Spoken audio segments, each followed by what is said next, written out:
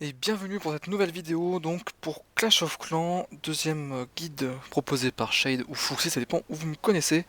Tout de suite donc je démarre le jeu, on va essayer de faire un nouveau guide, toujours en s'axant sur l'esprit d'analyser une base de niveau HDV8, donc Hôtel de Ville niveau 8 pour ceux qui ne sont pas encore très familiers avec le jeu.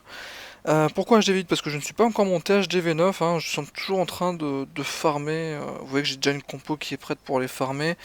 On a une GDC qui vient de se lancer, enfin j'aille chercher des vidéos sur la GDC précédente. Donc pourquoi cette vidéo sur les analyses des villages?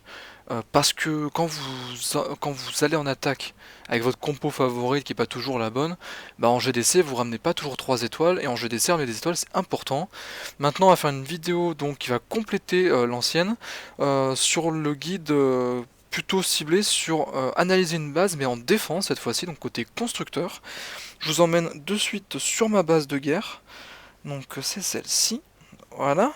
Donc la base de guerre, comment ça se passe chez moi? C'est une base qui est donc qualifiée d'anti 3 étoiles, donc ça veut dire que j'ai mon HDV qui est dehors, qui va non pas servir de bâtiment à protéger, parce que après tout, vous savez que la protection d'un HDV vous rapporte une étoile. Là, je vais au contraire le donner et m'en servir comme bâtiment défensif, donc un bâtiment défensif avec beaucoup de PV, qui va pouvoir arrêter des vagues ennemies pendant plus ou moins longtemps, permettre à mes défenses de pouvoir les cibler, et plus longtemps mes bâtiments défensifs à haut taux de PV restent debout, plus longtemps mes bâtiments défensifs infligeant des dégâts vont pouvoir, disons, enlever un maximum de PV aux agresseurs de mon village. Donc voilà, ça là c'est l'esprit de mon village anti 3 étoiles. Il est couvert par une soufflette que vous voyez ici, juste agrandir un petit peu. Voilà, la soufflette qui permet d'éviter le full dragon en mode 2 étoiles, merci GG, qui arrive ici. Un petit cadeau pour ceux qui veulent rentrer en Go Ape ou en full cochon directement par ici. Qu'est-ce qu'on peut remarquer? Vous remarquez aussi qu'il y a pas mal de spécificités qui sont atypiques par rapport aux autres villages normaux. Le château de clan, par contre, lui, c'est une valeur sûre, hein, il reste toujours au centre. Les troupes que vous avez dans le château de clan restent au centre, ça c'est une valeur qui ne va pas changer. La défense via les unités qu'on vous donne doit rester difficile d'accès, c'est quelque chose qui est important. Vous devez aussi garder en compte que vous n'ayez aucun bâtiment dans un coin non protégé, donc par exemple une caserne, une cabane d'ouvriers qui serait dans un coin comme ceci, qui pourrait attirer les troupes du château de clan à l'extérieur. Veillez bien à toujours faire que aucun bâtiment ne soit libre d'accès, c'est-à-dire que vous pouvez essayer de clean le château de clan à l'extérieur des défenses, parce que forcément, ben, ce sera un travail plus facile pour vos ennemis. Essayez de lui compliquer la tâche au maximum et vous conservez votre étoile, donc ça commence par là. Autre spécificité, vous voyez que j'ai un compartiment central avec un roi barbare qui tourne, une défense anti-aérienne. Donc ça, le roi barbare qui tourne, c'est assez classique. En ce qui concerne l'anti-dragon, vous voyez que vous avez là A6 qui prend en charge non pas un ni deux, mais trois bâtiments à haut taux de PV, donc c'est-à-dire les deux réserves d'or et le réservoir d'élixir, plus château de clan qui est centralisé. Toutes les armes ont château de clan, plus deux bâtiments à gros stack de PV. Donc vous avez le réservoir d'or ici, noir et élixir normal pour cette ARA qui est plus à l'est. Et pour là à ouest, vous avez donc les deux bâtiments réservoir d'or, réservoir d'élixir. Vous avez celle du haut aussi, réservoir d'or en haut. Vous avez un petit peu d'HGV mais pas beaucoup. Et vous avez toujours donc le château de clan qui est toujours là. Voilà. Donc pour l'anti-dragon c'est vraiment pas mal. Souvenez-vous que j'avais dit dans la précédente vidéo et dans l'article cooldown qui a joint avec que les trois grosses compositions d'armées qui peuvent vous nuire en HG8 sont le full dragon, donc comme je viens d'expliquer ici, le go wipe, donc c'est-à-dire le golem PK wizard. Je m'excuse auprès des anglophones pour la vidéo d'avant qui n'a pas été très très correcte au niveau de la prononciation du wizard. Et vous avez aussi le full cochon. Donc le full cochon, je vais en parler ici de suite. Le full cochon, en fait, il faut mettre beaucoup de trous dans votre base. Donc vous voyez que ma base est parsemée de trous un petit peu partout. Ça permet de faire croire qu'il y a des doubles bombes ou des simples bombes un petit peu à des endroits saugrenus, en sachant que l'un de ces endroits est forcément habité par une double bombe, quoi. Donc pourquoi une double bombe? Parce qu'une simple bombe géante, en sachant que ça fait déjà 50% d'augmentation de dégâts par rapport à une bombe normale, sur des cochons, pardon, double bombe parce qu'une seule ne suffit pas en fait. Une seule sur des level 4 ça va les mettre bas vie, sur des level 5 ça va les mettre tiers de vie, vous avez toujours quelque chose qui va se stacker dessus, mais le mec va pouvoir avoir la présence d'esprit de réagir vite, de mettre une potion de soin, de les remonter et c'est reparti. Alors que deux bombes en fait, ça va faire passer vos cochons de 100 à 0%, même s'ils sont sous soin, sous effet de potion de soin, ils vont passer de 100 à 0% en un seul coup, et la potion de soin sera totalement inefficace pour les sauver, ils seront totalement annihilés, et c'est fini, on n'en parle plus. En ce qui concerne le Go Wipe, tout simplement ici mon village est très bien fourni contre le Go Wipe, c'est même l'attaque qui repousse le mieux en général. Vous avez un compartiment central qui va pouvoir en fait donner accès sur tous les autres compartiments, donc en fait j'ai un roi qui est très mobile. C'est bon pour les Go Wipe, mais c'est encore meilleur pour les cochons, parce que le roi qui se balade partout, c'est des cochons qui vont en prendre plein leur tête. Un roi qui se balade partout pour les full dragons, c'est encore mieux, parce que c'est un dragon qui va suivre, s'arrêter, resuivre, s'arrêter, resuivre. Un roi qui va les promener un petit peu n'importe où, alors que ce roi, il est directement sous le feu de 2 AA minimum, voire même 3 si j'ai un peu de chance sur le placement. Donc le roi au centre c'est vachement bien, il communique partout, ça c'est cool. Beaucoup de compartiments, ça veut dire que les Go Wipe vont avoir beaucoup de ralentissement, c'est une compo qui est lente. Je vous rappelle que c'est quand même des PK et des golems, c'est des créatures qui sont assez larges d'envergure, beaucoup plus que moi-même ou que vous qui soyez derrière votre écran, à part celui de Mike Tyson, mais à ce moment-là, peut-être qu'on essaiera de parler autrement. Voilà. Donc les golems, les PK, ils vont assez lentement, ils vont pas toujours avoir les mêmes focus d'unités, les golems préfèrent les unités défensives, alors que les PK ont aucune préférence et bousillent tout ce qu'ils voient un peu. Les mages c'est pareil. Donc en ce qui concerne cette nouveauté que je vais vous présenter ici, que j'ai déjà fait un petit peu dans le post-cooldown que j'ai fait la dernière fois, vous avez les Tesla pièges, donc j'appelle ça les Tesla pièges ou les Tesla trolls, différemment. C'est les Tesla en fait qui sont en dehors des murs extérieurs, et qui vont se lever au moment où on attend le moins en fait. Parce que quand vous regardez un type de base comme ça, vous vous dites faut la sur 2 étoiles au moins, après la troisième elle va venir toute seule. Non, c'est pas vrai.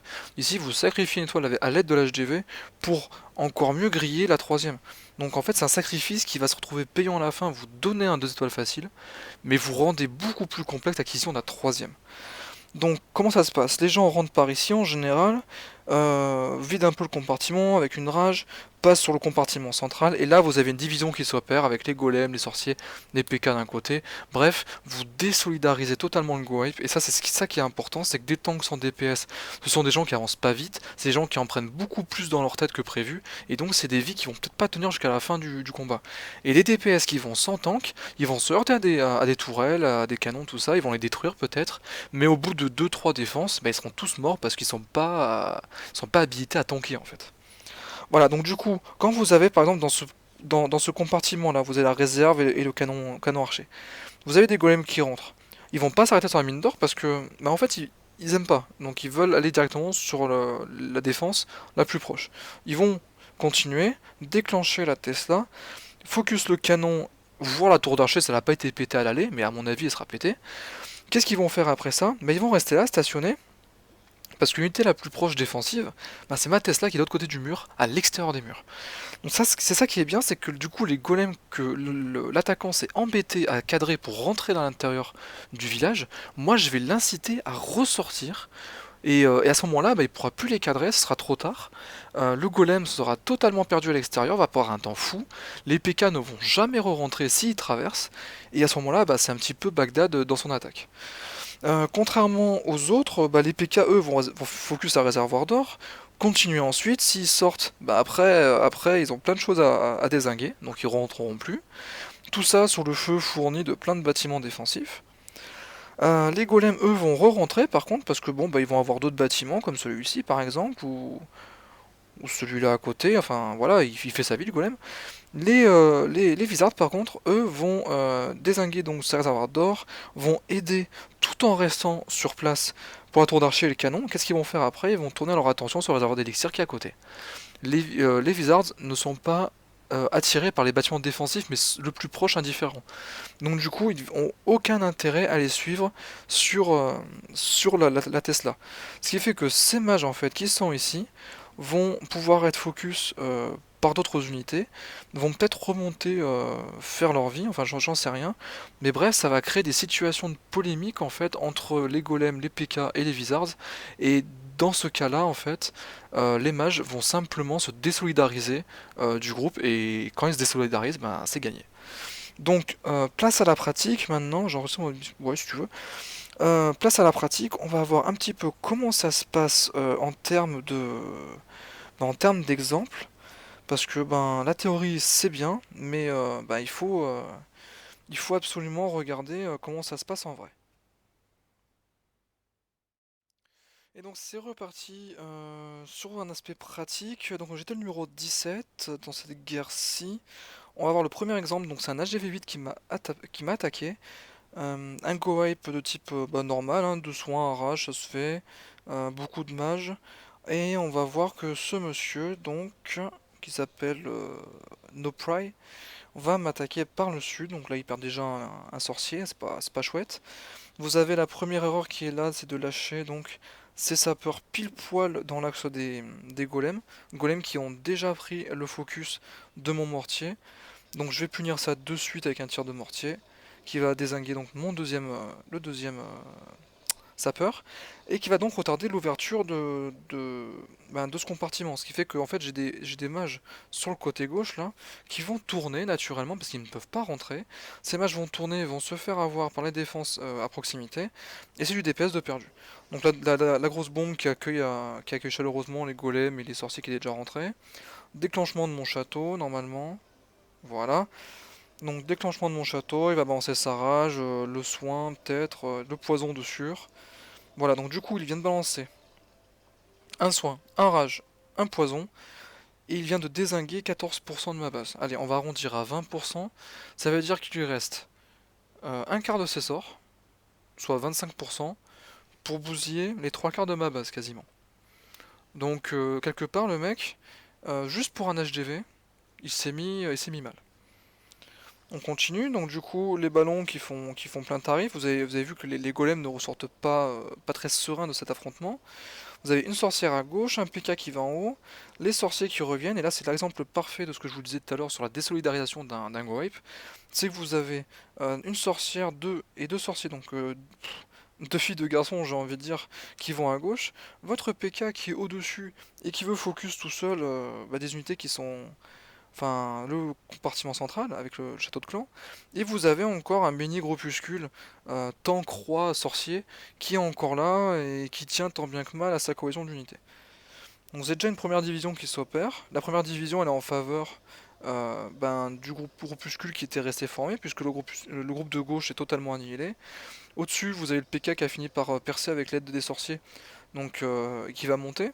Les golems font demi-tour parce que l'unité la plus proche, sans avoir des murs interposés, bah, c'est mon A central, qui va vite se faire dézinguer. Donc vous allez voir que les golems finalement vont revenir. Voilà, c'est tout à fait logique. Et vous avez donc un groupement qui est ici avec une double bombe qui va se déclencher. Voilà. Vous avez un groupement formé de golems qui sont totalement bas en vie parce qu'ils n'étaient pas suivis d'assez proches par suffisamment de DPS distants. Ils ont perdu énormément de temps, donc ils ont sacrifié leur vie afin de compenser. Donc c'est tout à fait normal. Et vous avez le groupuscule donc qui est parti vers le haut, composé du PK de deux sorcières et de trois sorciers, qui commencent à nouveau à se diviser et qui vont donc lâcher prise dans ce combat parce qu'ils vont tout simplement se faire annihiler quoi. Voilà, donc vous voyez que le temps que ça passe, bah en fait il n'y a plus rien. Voilà, vous avez deux trois Raymond qui sont encore vivants.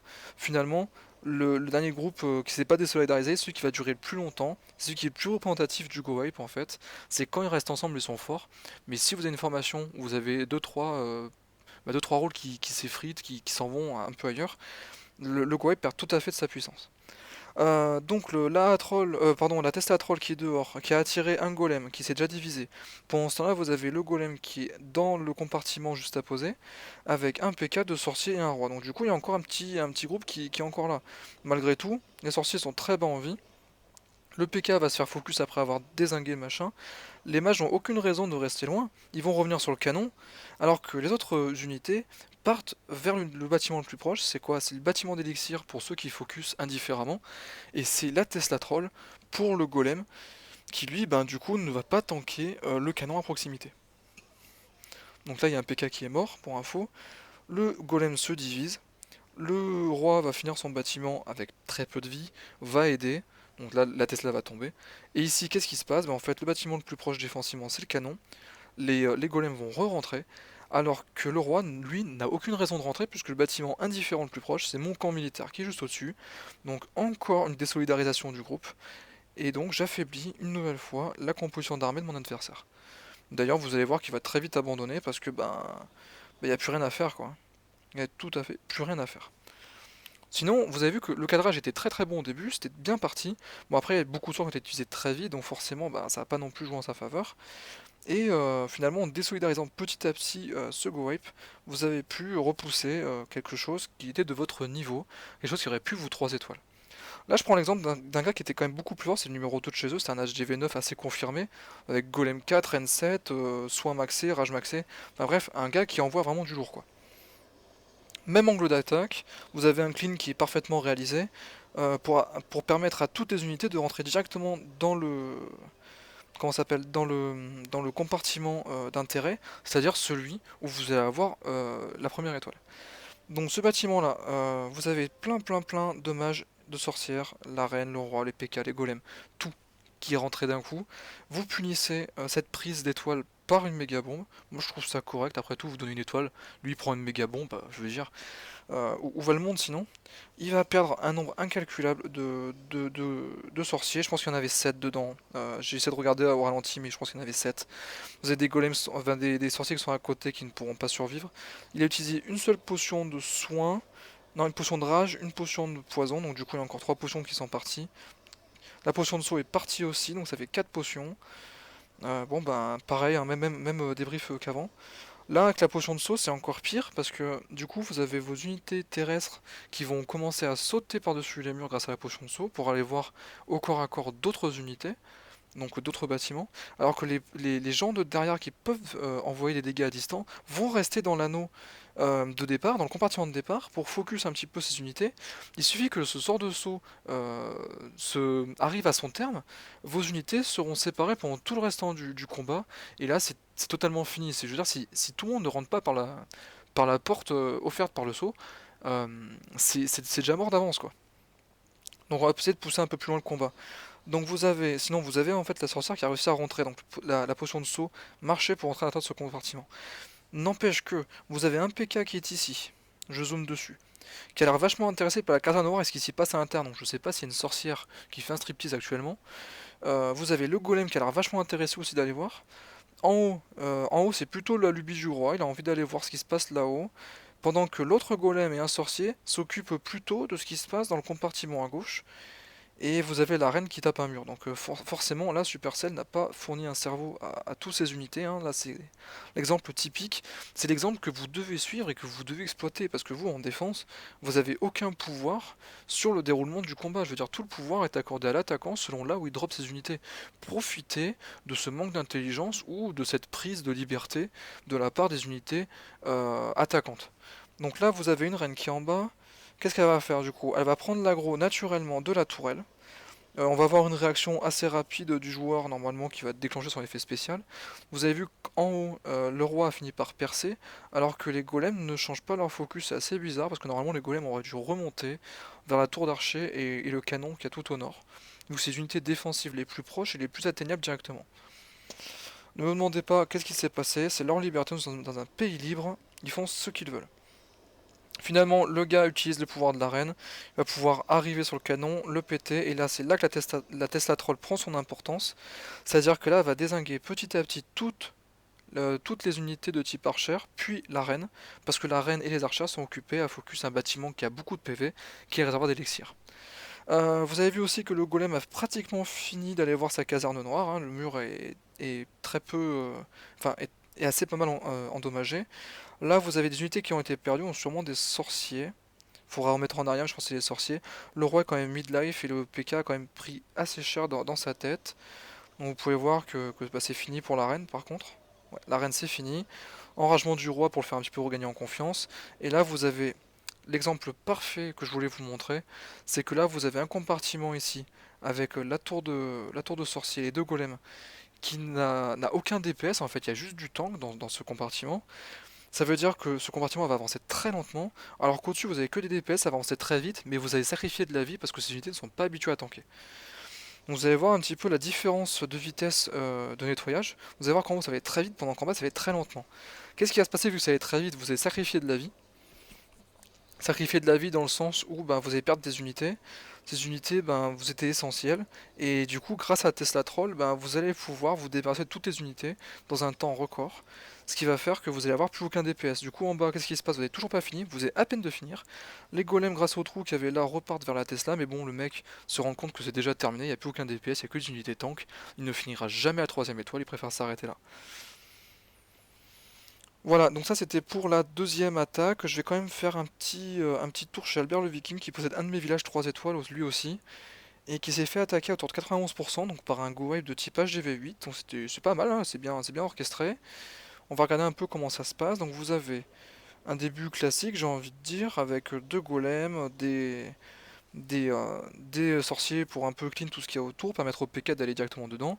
Entre les deux golems, un peu d'espace pour laisser passer les sapeurs, donc jusque là c'est très bien. Deuxième pop de sapeur qui est un peu moins bien parce que vous voyez que ça atterrit pile poil dans le mortier, donc ça sert à rien. Un trou a quand même été fait, donc ça c'est cool. Le château est vidé. Ça va être géré avec un coup de potion de soin et de poison, sûrement. Je pense pas qu'il utilisera son unique rage dès le début, ou alors c'est encore une erreur. Donc là vous avez quand même un golem qui a pris très très cher. Voilà, donc il me lance sa potion de soin, il est obligé. Donc mine de rien, cette attaque elle est quand même pas trop mal. Bon, à part ces sapeurs qui servent pas à grand chose. Cette attaque est pas trop mal parce que vous voyez que tout le package Golem PK Mage est resté dans le même compartiment, ça c'est assez cool. Par contre la potion de rage est totalement gâchée parce qu'il l'a fait en fin de compartiment et je réexpliquerai lors de la vidéo tuto passer à l'attaque que mettre une potion de rage en fin de compartiment, bah là vous avez exactement l'exemple que je voulais qu'il faut pas faire. En fait vous avez deux mages qui sont restés dedans pendant que tous les autres sont sortis. Donc en fait votre potion rage elle profite à deux mages au lieu de toute votre armée, ce qui est vraiment dommageable et ce qui va sûrement lui coûter la 3ème étoile. Donc ici vous avez les mages qui continuent à sortir de la potion de rage, c'est pas très cool. Là en entrée de compartiment blanc ça soigne, donc ça c'est bien. Par contre, vous remarquez que vous avez deux mages qui sont restés sur le château de clan, alors que les autres ont été tournés à l'extérieur. Vous verrez que ces mages de type château de clan et de type extérieur vont rester dans leur phase, c'est-à-dire vont rester dans leur assignation dans le compartiment. Les premiers vont se rediriger vers le bas, comme vous avez vu qu'ils ont pris la direction. Les deuxièmes, par contre, vu qu'ils sont à distance, vont préférer un autre focus qui sont les bâtiments à l'extérieur, vu qu'ils sont plus proches. Ça, c'est de la logique, hein. Donc vous avez un rassemblement qui se fait parce que les bâtiments les plus proches sont ici. Maintenant, le bâtiment le plus proche, c'est le laboratoire. Donc vous avez à nouveau une désolidarisation qui se passe.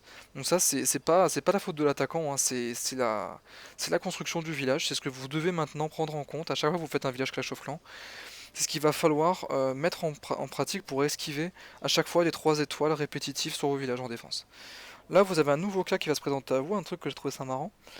C'est que vous avez donc la double bombe. Moi, je l'ai fait positionner entre cette unité anti-aérienne et cette tour d'archer qui est en train d'être commencée.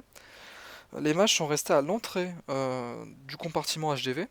Ils ont deux solutions, soit rentrer avec les PK lors de la prise de la tour d'archer pour monter vers l'unité anti-aérienne, soit ils peuvent faire demi-tour pour aller prendre la soufflette, et dans les deux cas, ils sont marrons.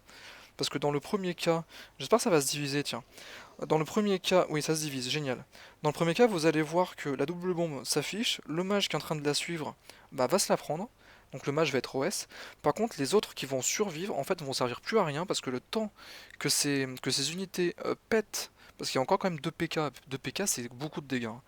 Les temps que les unités pètent en fait là et le mortier, ils vont passer très loin de la tour d'archer. Il suffit qu'il y ait une unité focus par la tour d'archer qui meurt et que les mages deviennent plus proches que les tanks. C'est les mages qui vont prendre l'aggro. Et c'est ce qui va se passer, je pense. Parce que là, vous voyez qu'il y a un PK qui a vachement pris cher. C'est un PK qui prend encore l'aggro, donc du coup il va pas tarder à tomber.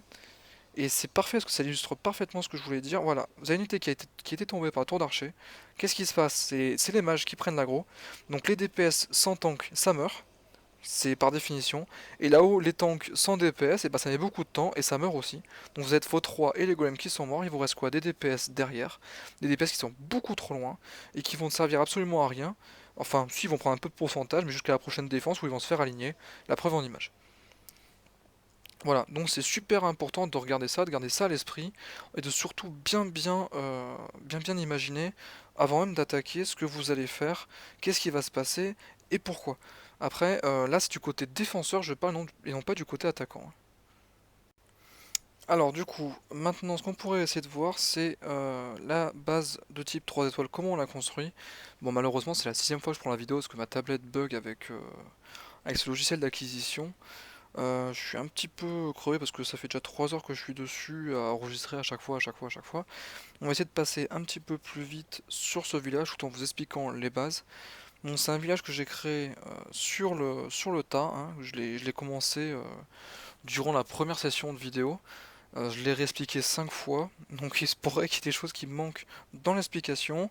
Malgré tout, sachez que toujours le château de clan au centre, avec les délimitations pour faire pop les groupes à l'intérieur dans vos murs, toujours dans vos murs. Il faut forcer le mec à venir dans vos murs afin de pouvoir profiter, de faire profiter les troupes défensives du feu, de l'appui du feu des différentes unités défensives de type bâtiment. Donc toujours l'hôtel de ville excentré avec la soufflette devant pour punir un full dragon. Là j'ai pas mis de double bombe ou de simple bombe devant. Pour la simple et bonne raison que bon bah c'est pas forcément toujours voilà quoi, hein, il faut un peu varier. Néanmoins, pour le hog passing, donc le fait de construire son village par rapport au déplacement d'un full cochon. Vous avez vu qu'ici j'ai mis des unités défensives que les cochons vont se mettre à cœur joie à faire. Ils vont prendre un max de dégâts par rapport à ces 3 unités, plus les 2 mortiers qui vont pouvoir avoiner de. Voilà. Normalement, si le mec est pas trop bête, il devrait pas mettre de soins tout de suite parce que bah, ça fait pas non plus beaucoup de dégâts. Je veux dire, un cochon c'est quand même 25-30 cochons. 3 unités défensives ça va tomber assez vite, mais vous allez avoir quelques petits effets de zone qui vont pouvoir commencer à les titiller. Une fois qu'ils auront fini ce canon, en fait, bah, quand vous regardez l'unité défensive la plus proche, c'est cette AA, et donc qui est séparée par un comité d'accueil bien fourni qui va devoir obligatoirement faire pop un soin à votre adversaire. Une fois qu'ils sont sortis de ça, bah là vous avez le choix entre monter ou aller sur le côté, mais dans les deux cas ils sont accueillis avec des tremplins, les tremplins qui suivent encore ici, et si jamais vraiment vous avez encore beaucoup de cochons qui arrivent jusqu'à cet arrêt ici, vous allez avoir le déclenchement de cette double bombe qui va carrément one shot les cochons restants. Donc pas de souci de ce côté là pour les cochons. Vous avez encore plein de trous partout, plein de trous que j'ai laissés. Donc c'est des trous qui vont pouvoir. Si on mettait ça là plutôt. Voilà, ça fait un trou supplémentaire. Donc du coup vous avez plein de trous partout qui vont pouvoir laisser croire que vous avez plein d'emplacements de double bombe possibles. Quelqu'un qui va attaquer au cochon, ce type de base, va clairement se prendre la tête pendant au moins un quart d'heure à dire où est-ce que je les mets, est-ce que je démine, est-ce que je démine pas. Ça sera pas adéquat. Quelqu'un qui fait ça au full dragon, bah le full dragon vous allez voir qu'en fait j'ai augmenté le nombre de bâtiments tanky à portée de chaque unité anti-aérienne. Donc ici vous en avez 4 à la personne de 2 réservoirs nord-sud d'or. Vous avez un réservoir à l'ouest d'élixir et le château de clan au centre. Cette A qui est centrale, du coup vous avez le roi qui va troller. Vous avez l'HDV, vous avez un bout de la mine en haut, mais à mon avis, si la mine est prise avant l'HDV, ça aura aucun effet, donc on va pas la compter. Vous avez seulement cette mine là qui est partagée entre deux A. Cette mine là que vous devriez. Non, vous l'avez pas. Donc vous avez une A ici, enfin vous avez un bâtiment tanky ici, vous avez le deuxième c'est l'HDV, le troisième qui devrait être apporté, ouais, on l'a, et le quatrième en bas qui est pas trop apporté, enfin bref. Vous avez des moitiés à porter. Cette A n'est pas super intéressante. Le truc, c'est qu'elle va surtout couvrir le trajet du roi en cas d'attaque de dragon. Ça, c'est bien cool par contre. Enfin, cette AA-ci, par contre, elle a beaucoup de bâtiments tanky à proximité. Vous avez un panel de 4 bâtiments tanky en bas, en arc de cercle. Et vous avez aussi le château de clan, donc qui est toujours regroupé par les AA. Le roi des barbares a l'intégralité de son trajet, par contre ici, qui est couvert par les deux anti-aériennes. Donc ça renforce en fait le pouvoir du roi par rapport au dragon. Et vous avez même un petit bout de la promenade qui est couverte par la troisième, donc du coup parfait. En ce qui concerne l'Ego Wipe, ben, vous avez toujours beaucoup de compartiments. Des compartiments du coup qui vont ralentir la progression de ces Go Wipe. Un compartiment central ici qu'un roi qui va pouvoir naviguer entre 8 compartiments.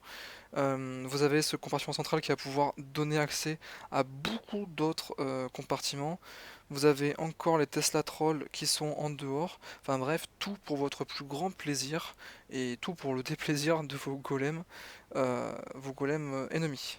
Encore une spécificité que j'ai rajoutée en plus par rapport à cette Tesla, c'est qu'elle est en extrême limite du château de clan. Ça veut dire que si le château de clan veut être vidé, bon vous avez plein de solutions, je veux dire, hein. Après, n'est pas sûr que le mec voit qu'il faut peut-être balancer un cochon sur ce canon-ci. Moi, quand je regarde en général, je prends celui qui est le plus près pour éviter de balancer deux trois cochons, mais un seul. Donc du coup, je préfère enserrer cette tour de sorcier. Après, c'est mon point de vue attaquant, hein. Peut-être personne n'a peut-être le même.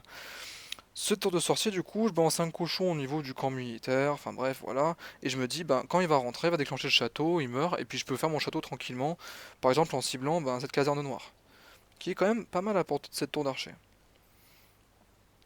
Erreur, ma Tesla pop, le cochon s'immobilise, se dit ah il y a une Tesla, c'est un bâtiment défensif, je l'aime bien, il va changer son focus, et là vous avez une, 2, 3, 4, 5 unités qui sont prêts à le cueillir, à l'avoiner avant même qu'il rentre dans la base. Normalement votre Tesla ne devrait même pas mourir. Enfin bref, du coup, cette Tesla Troll va permettre à votre base de ne pas se faire vider le château, à avoir un effet psychologique sur l'adversaire, parce que lui, il voulait le vider, et il va devoir faire ça. Du coup, c'est toujours un ascendant que vous pouvez obtenir, et c'est toujours bien d'avoir l'ascendant psychologique sur son adversaire, hein, quelle que soit la base. Donc du coup, beaucoup de trous, beaucoup de compartiments, des A qui ne sont pas trop centrés, une soufflette qui est dirigée dans un angle euh, l'angle mort de la soufflette est protégé par les A. Bref, vous avez la spécificité de 3 étoiles, vous êtes en plein dedans. Pas de bâtiment dans les coins pour éviter d'attirer les troupes un peu trop loin. Bref, vous avez tout ce qu'il faut pour faire un anti 3 étoiles. Pensez que vous devez faire entre 8 et 11 compartiments, ne les faites pas trop petits. Pensez à mettre vos bâtiments défensifs pas toujours à la limite des trucs extérieurs. Pensez par exemple à ma Tesla ici qui est un peu reculée. Pensez à ce canon, vous voyez, qui est pas en vis-à-vis direct, c'est-à-dire que si des mages sont drop par exemple ici, qui commence à tourner ici, ce canon va pas devenir une cible et va quand même rester à portée.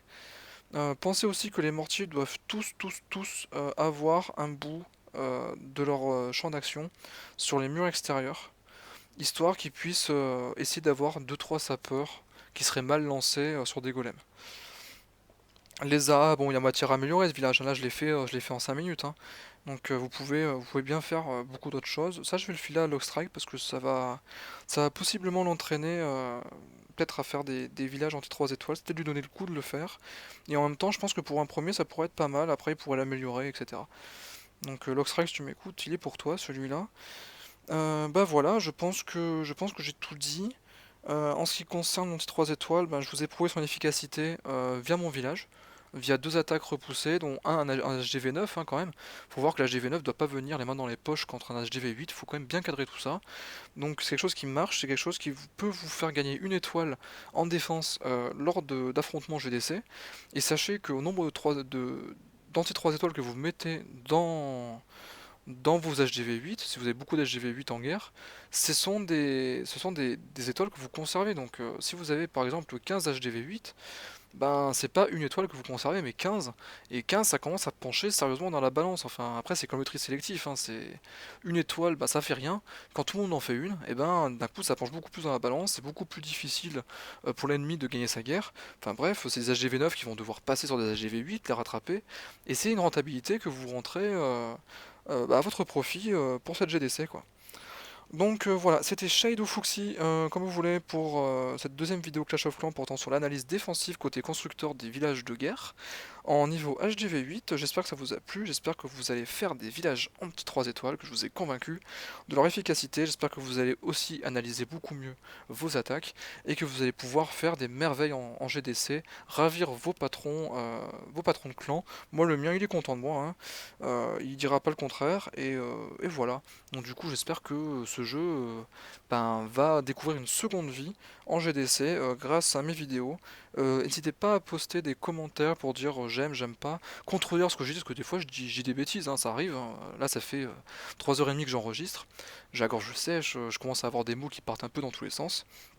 N'hésitez pas à commenter, à me rectifier, je mettrai des annotations, j'aime bien ça en plus.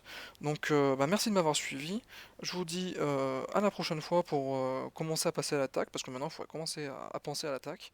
Et puis bon séjour dans Clash of Clans et dans les GDC.